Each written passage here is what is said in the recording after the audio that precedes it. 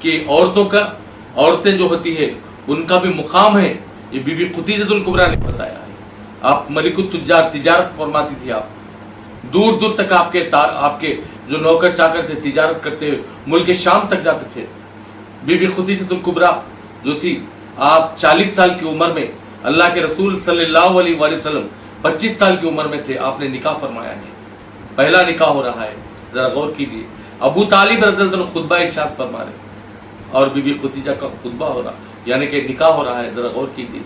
Be be Khadija اسلام کی وہ مقدس عورت ہے جن کے بارے میں کہا گیا ہے کہ اللہ کے نبی ملک التجار، پیسے والی بھی تھی، خوبصورت بھی تھی آپ، اور طاقتور بھی تھی، علم میں بھی وہ طاقت تھی۔ اتنا رکھنے کے بعد اللہ کے رسول صلی اللہ علیہ وسلم کے نکاح میں آنے کے بعد، آپ ایمان والی ہو کر نکاح میں آنے کے بعد آپ نے یہ بتا دیا ہے لوگوں کو، کیا بتایا ہے؟